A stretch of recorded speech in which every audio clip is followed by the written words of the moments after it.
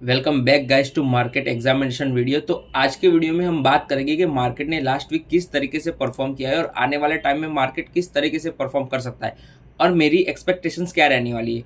फिर हम बात करेंगे कि कौन से इंडाइसिस मेरे को स्ट्रांग लग रहे हैं, ऐसे खराब मार्केट में भी स्ट्रेंथ बहुत ही ज़्यादा दिखा रहा है। अगेन फार्मा है, मेटल है, उसके बारे में डिटेल में हम चर्चा करेंगे। फिर हम बात करेंगे क्रूड ऑयल की, किस तरीके से क्रूड ऑयल में एक्शन आ रहा है, और आखिर में मैं बताऊंगा कुछ स्टॉक्स जो मेरे रडार में रहने वाले नेक्स्ट वीक के लिए, और मेरी होल्डिंग्स भी बता दूंगा। अगेन राइट, हम स्टार्ट करते हैं फिर। तो सबसे पहले बात करते हैं हम निफ्टी की। हम निफ्टी की बात करते हैं फ्रॉम द वेरी बिगेनिंग। तो सबसे पहले अगर आप देखोगे तो क्या हुआ, इस दिन मार्केट में बहुत ही पॉजिटिविटी थी। सुबह ओपन हुआ, गैप अप ओपन हुआ, मार्केट में सब लोग बोल रहे थे कब इधर से ऑल टाइम हाई जाएगा, ऊपर ही चला जाएगा, बुल मार्केट आ गया, ये वो। बट फिर क्या हुआ, मार्केट ने बहुत ही खराब तरीके से सेलिंग दिखाई और डेढ़ लो के आसपास की क्लोजिंग दी। उसके बाद क्या हुआ, उसके बाद मैंने ये कहना शुरू कर दिया था कि अब यहाँ से मैं चाहता हूँ मार्केट एक बार बहुत तेज़ी के साथ गिरे और ये जो गिरावट होगी वो भी बहुत शार्प होगी। ये सारी चीज़ें मैंने आपको टेलीग्राम के थ्रू बताई थी, राइट। तो क्या हुआ मार्केट में, एग्जैक्ट वही हुआ। और मैंने इधर आके तो ये भी बता दिया था कि मार्केट गिरेगा, वो भी यूएस की वजह से गिरेगा।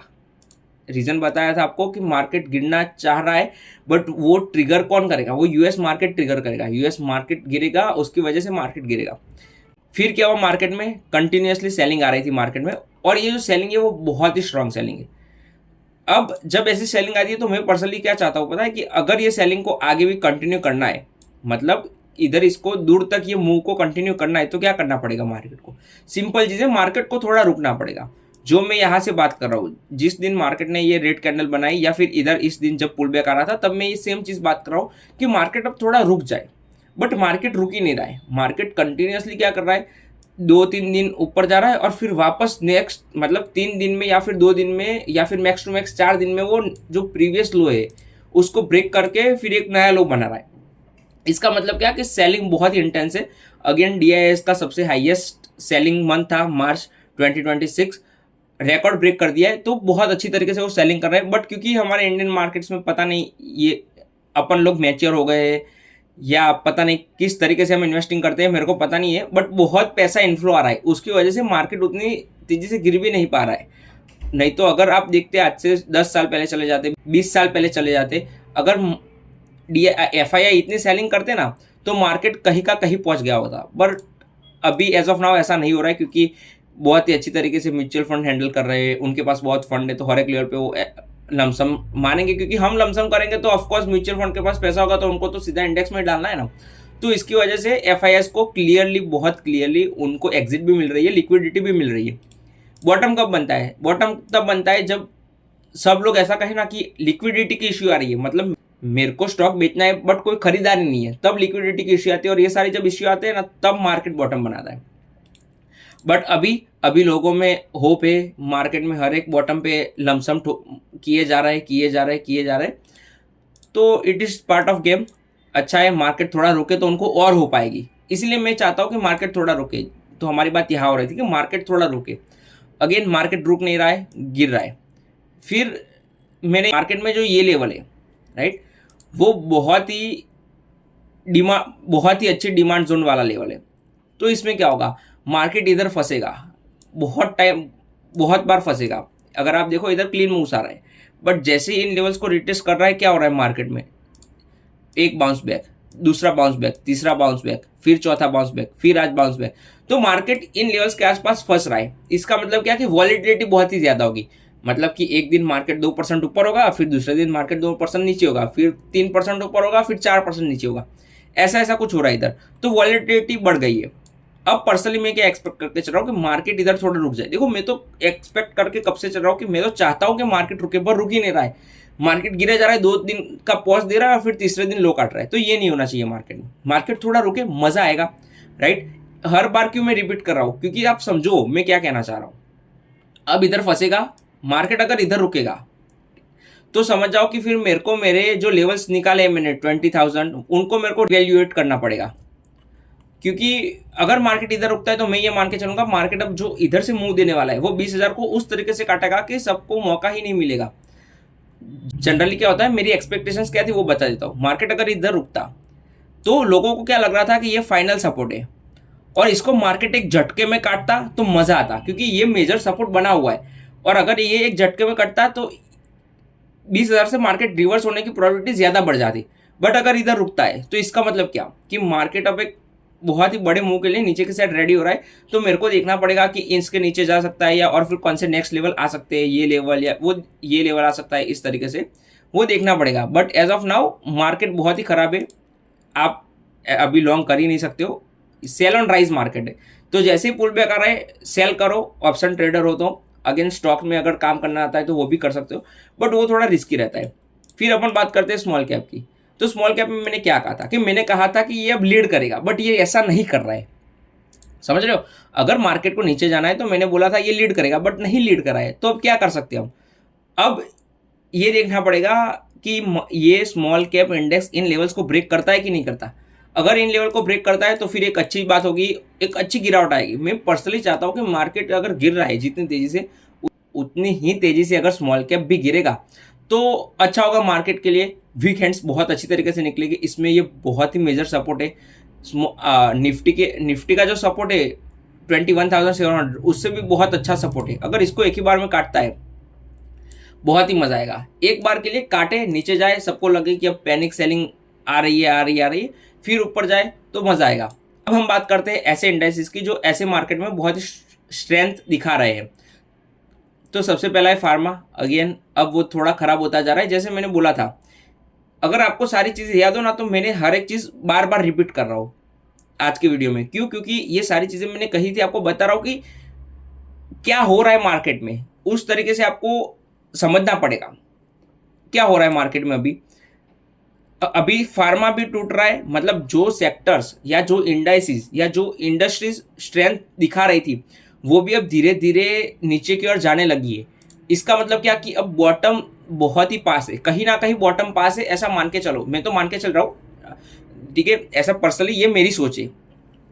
अभी आपके क्या एक्सपेक्टेशन है वो मेरे को नहीं पता, बट फार्मा भी अभी वीकनेस दिखा रहा है। उसके बाद अगर आप मेटल देखो तो मेटल भी कंटिन्यूसली स्ट्रेंथ दिखा रहा था, बट अब क्या हो रहा है, अब वो भी वीकनेस दिखा रहा है। इसका मतलब क्या, अभी भी स्ट्रेंथ है। देखो सबसे स्ट्रेंथ अगर मैं कहूँ मार्केट में भी कुछ है तो मेटल सेक्टर, राइट। बट वो भी धीरे धीरे नीचे की ओर जाने के लिए मोमेंटम दिखा रहा है। इसका मतलब कि अब सब गिरने वाला है एक बार फाइनली। जब सब गिरेगा ऐसा मार्केट में एक दिन आएगा जहां जहां कुछ भी हरा नहीं होगा। हर एक इंडेक्स, हर एक स्टॉक, ईच एंड एवरीथिंग, सब कुछ लाल होगा। उस दिन मार्केट का बॉटम बनेगा। अभी ऐसा नहीं है, ऐसा कोई मेरे को एक्शन नहीं दिख रहा है। वो दिन का हम वेट करेंगे।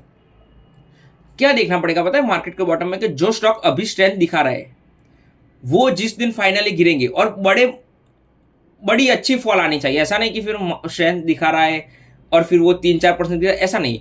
वो भी 10-15% गिर जाने चाहिए एक ही स्विंग में। तो हम एक बार कह सकते हैं कि अगर उधर से फिर एक बाउंस बैक आता है तो हम ये कह सकते हैं कि ठीक है, मार्केट में अब एक बार के लिए बॉटम बन गया और अब हम ऊपर की साइड सोचना शुरू कर सकते हैं धीरे धीरे करके।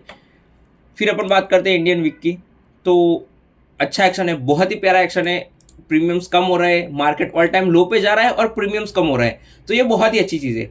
जनरली बड़े मूव्स के पहले ऐसा ही होता है कि प्रीमियम्स कम हो रहे हैं ऑप्शन के और मार्केट ऑल टाइम लो के आसपास है। तो अब जो आखिरी मूव आएगा वो बहुत ही शार्प होगा।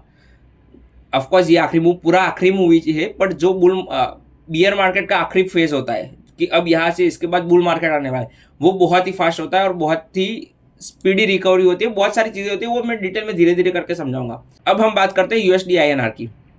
तो अगर आप देखो तो क्या हो रहा है इसमें, अब कंटिन्यूसली वो 5 दिन रेड कैंडल बना चुका है। अब इसका मतलब ये है कि अब एक बार के लिए थोड़ा शांत होने के लिए रेडी है, बट कुछ कह नहीं सकते। फिर ऐसा एक्शन भी कुछ आ सकता है, नीचे गिरा फिर वापस ऐसे ऊपर, तो वी नेवर नो, क्योंकि ये हमारा काम नहीं है इंडियन रुपी को ट्रैक करना, किस तरीके से चीज़ें वर्क करती है वो इतना हमें पता नहीं चलता है। बहुत सारी चीज़ें अफेक्ट करती है, राइट। सबसे पहले बात कर लेते हैं मैंने क्या डिस्कस किया था, मैं पर्सनली क्या चाहता था और मार्केट में हो क्या रहा है। मैंने क्या कहा था कि मैं चाहता हूँ कि मार्केट इन लेवल्स को रिस्पेक्ट करे और इधर रुके 3-4 दिन। फिर एक दिन ऐसा है जब crude oil all time high मारे और निफ्टी गिरे, निफ्टी का बॉटम बनेगा उस दिन और क्रूड ऑयल का टॉप बनेगा। अगर ऐसा होता है कुछ, तो मज़ा आएगा, बट ऐसा हो नहीं रहा है।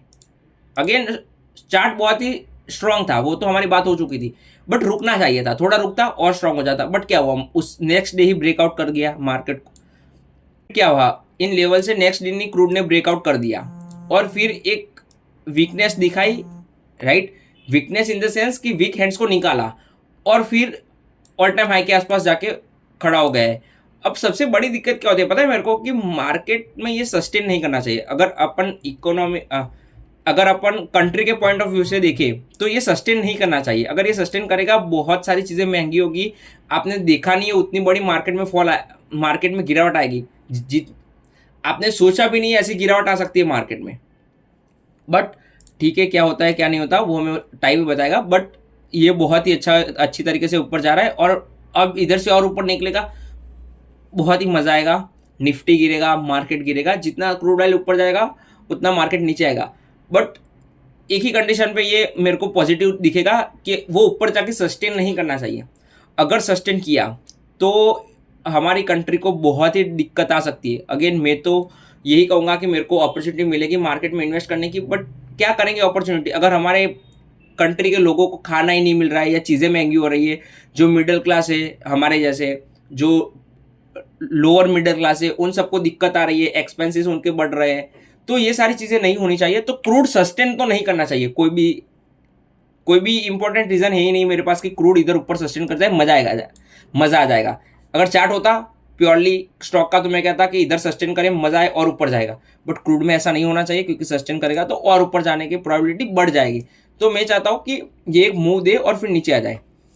फिर अपन बात करते हैं यूएस मार्केट की। तो यूएस मार्केट कहीं ना कहीं इन लेवल्स के आसपास बहुत ही अच्छी तरीके से बाउंस बैक दिखा रहे हैं। अगर आप देखो continuously 1 bar 2 bar 3 bar, but ये लेवल जब ब्रेक करेगा तो बहुत ही तेजी के साथ मूव करेगा नीचे की ओर, क्योंकि मार्केट अभी गिरा ही कितना है, 10% ही तो गिरा है। मार्केट बहुत ही ज़्यादा गिर सकता है। यूएस मार्केट इस बार जो गिरने वाला है मेरे को लग रहा है बहुत ही अच्छा खासा गिरने वाला है। और ये अच्छी चीज़ है, हमारे इंडियन मार्केट को वो ड्राइव कर रहा है नीचे की ओर। और हमारे इंडियन मार्केट में अभी प्राइस करेक्शन चल रहा है, और जब बाउंस बैक आएगा तो उतना ही बड़ा बाउंस बैक आएगा। तो ये सारी चीज़ें अच्छी हो रही है। अब अपन बात कर लेते हैं होल्डिंग्स की। तो सबसे पहले सीपी प्लस की। तो सीपी प्लस को मैं होल्ड कर रहा हूँ बिंदास, मेरे को कोई जल्दी नहीं है, क्योंकि ऐसे मार्केट में मेरे पास स्टॉक्स ही कहाँ है होल्ड करने के लिए, राइट। या फिर कोई नई पोजीशन बनाने के लिए मेरे पास स्टॉक्स ही नहीं है, तो मैं क्या करूँगा, जो स्टॉक्स में मेरी ऑलरेडी पोजीशन बनी हुई है उसको होल्ड करूँगा। अगेन मेरा एथर में लॉस हुआ था, मैंने इधर उतना प्रॉफिट बुक कर लिया था ताकि मेरा ओवरऑल लॉस ना हो। अब इसको मैं कॉस्ट के नीचे नहीं जाने दूंगा। अब इसमें मेरे को सीपी प्लस में लॉस नहीं होगा बड़ा, या तो कुछ भी नहीं मिलेगा। देखो अगर प्रॉफिट होता है तो भी कुछ मेरे को फर्क नहीं पड़ेगा, बहुत ही छोटा प्रॉफिट होगा। बट अगर नीचे जाता है तो लॉस भी नहीं होगा। तो रिस्क फ्री पोजीशन थी दोनों ही, मैंने आपको बता ही दिया था नेक्स्ट डे जैसे ही सीपी प्लस ने 10% सर्किट लगा दिया था। अब अपन बात करते हैं कुछ स्टॉक्स की जो मेरे रडार में है। सीडमैक, देखो अगर इसमें डिटेल में चर्चा करनी हो ना तो मैं ये बता सकता हूँ कि अब ये चार्ट थोड़ा चॉपी होता जा रहा है धीरे धीरे करके। मतलब कि अगर ये थोड़ा और ऐसा करेगा ना कि एक ग्रीन कैंडल फिर एक रेड कैंडल, एक ग्रीन कैंडल फिर एक रेड कैंडल, तो मेरे को पसंद नहीं आते ऐसे चार्ट। मैं पर्सनली चाहता हूँ कि अब ये थोड़ा इधर इस रेंज के अंदर कॉन्सोलिडेट कर जाए और फिर एक अच्छा बेस बना के ब्रेकआउट कर दे, या तो फिर कल ही निकल जाए। देखो कल निकल जाएगा, मैं इसमें एंट्री नहीं बना पाऊंगा, but it is okay. But chart ऐसे ही मूव करने चाहिए, तो ही एक स्मूथनेस आती है मूव में, तो ही हम कैप्चर कर पाते हैं एकदम रिस्क फ्री ट्रेड्स। बट अगर ऐसा नहीं होता है तो फिर ये चार्ट खराब होता जाएगा। अगेन मूव आ सकता है खराब चार्ट होने के बावजूद, बट मेरे को पर्सनली ऐसे चार्ट पसंद नहीं आते, इसलिए बोल रहा हूँ। फिर अपन बात करते हैं एथर एनर्जी की। अगेन बहुत ही प्यारा चार्ट हो रहा है इसका। चार्ट अगेन एंड अगेन जब जब नीचे जा रहा है, जब जब वीक हैंड्स को निकाल रहा है, और अच्छा होता जा रहा है और अच्छा होता जा रहा है। तो ये चार्ट भी बहुत ही प्यारा है। अगर इन लेवल्स को ब्रेक करता है तो एक बार के लिए पोजीशन बना सकते हो आप इसमें। ऐसे खराब मार्केट में भी जो बहुत ही अच्छे स्टॉक्स है उनको एक बार के लिए मौका देना चाहिए। मैंने एक बार दिया, अगेन मैं वेट कर रहा हूँ, दूसरी बार जब ये ब्रेक करेगा इन लेवल्स को मैं फिर से बाय करूँगा। फिर अपन बात करते हैं जीपीआईएल की। ये स्टॉक को इसलिए मैंने रखा है क्योंकि ये मेटल सेक्टर से है, और मेटल सेक्टर क्योंकि अभी हॉटेस्ट सेक्टर है। हॉटेस्ट सेक्टर नहीं कहूँगा मैं, रादर ये कहूँगा कि सारे सेक्टर्स, सारे इंडाइसेस गिर रहे हैं, मेटल सेक्टर थोड़ा सस्टेन कर रहा है, तो ये कंपेरेटिवली स्ट्रॉन्ग सेक्टर है, तो इसीलिए मैंने इसको भी रडार में रखा है। अब अपन बात करते हैं गोदावरी बायो की। तो इतना अच्छा चार्ट नहीं है, बहुत ही प्यारा चार्ट नहीं कहूँगा मैं इसको, थोड़ा ठीक ठाक ही चार्ट है, बट मेरे को स्टडी पर्पज से रखना था क्योंकि और चार्ट्स भी नहीं है, तो इसलिए मैंने इसको सिलेक्ट करके रखा हुआ है। फिर हम बात करते हैं बजाज कॉन की। तो बजाज कॉन में क्या हुआ, एक अच्छा प्रायर मोमेंटम, फिर रुका है, बट जब मार्केट गिर रहा है बहुत ख़राब तरीके से, ये थोड़ा भी गिर नहीं रहा है और एकदम टाइट रेंज में फंसा हुआ है। अब जब ये ब्रेक करेगा, इन लेवल्स को अगर ब्रेक करके निकलता है तो एक अच्छा एक्शन आ सकता है ऊपर की ओर, तो इसलिए मैंने डन रखा है। देखो बाय करूंगा नहीं करूंगा वो टोटली डिपेंड करेगा मार्केट के ऊपर। समझ रहे हो क्या कहना चाह रहा हूँ, कि अगर मार्केट मूव करेगा तो अपन बाय करेंगे, अगर नहीं करेगा तो उसे छोड़ देंगे। तो मार्केट पे बहुत सारी चीज़ें डिपेंड करती है मेरी ट्रेडिंग स्टाइल में।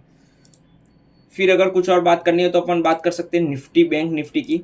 तो बैंक निफ्टी में कौन से लेवल्स निकल के आ रहे हैं, देखो यही सबसे इंपॉर्टेंट लेवल है 47,800 के आसपास। अगर इन लेवल्स के आसपास आता है बैंक निफ्टी, बहुत ही अच्छा मेरे को प्यारा लग रहा है, क्योंकि जो गिरावट थी उसमें बैंक निफ्टी ने पार्टिसिपेट किया ही नहीं था, वो एक ही कंटिन्यूसली मूव कर रहा था। तो इसका मतलब क्या कि अब एक बार के लिए बैंक निफ्टी जब गिरेगा तो बढ़िया सा गिरेगा, क्योंकि अपॉर्चुनिटी देगा ना, जो स्मार्ट इन्वेस्टर है उनको अपॉर्चुनिटी मिलेगी। तो बैंक निफ्टी बहुत ही वीक है एज ऑफ नाउ। अब हम गोल्ड और सिल्वर के बारे में भी चर्चा कर लेते हैं। तो इसमें बहुत सिंपल चीज़ें, सेल ऑन राइज मार्केट चल रहा है, जैसे हमें निफ्टी में चल रहा है, जिस तरीके से बैंकिंग सेक्टर में चल रहा है, जिस तरीके पूरे मार्केट में चल रहा है, जिस तरीके से पूरे मार्केट में चल रहा है, वैसे ही इधर भी सेल ऑन राइज चल रहा है। बट अब अगर आप कहो कि आप गोल्ड और सिल्वर में से मैं किसको देख रहा हूँ, तो मैं सिल्वर को अभी नहीं देख रहा हूँ। मेरे को सिल्वर को तो थोड़ा भी देखना नहीं है, मतलब सिल्वर का चार्ट तो मैं अभी ओपन भी आपको समझाने के लिए करता हूँ, बाकी मैं चार्ट भी ओपन नहीं करता हूँ। तो सिल्वर का chart is a big no for me. अब ये इसमें मेरे को मोमेंटम नहीं दिख रहा है बहुत लंबे टाइम के लिए, मेरे को पर्सनली दिख रहा है, आपको दिख सकता है। बट अब मेरे लिए कंपेरेटिवली गोल्ड फेवरेबल होगा। अगर इन लेवल्स के आसपास आता है या फिर उससे नीचे जाता है तो मैं इसमें एक बार के लिए ऑब्जर्व करना पसंद करूँगा, मैं इसमें ट्रेड नहीं करूँगा।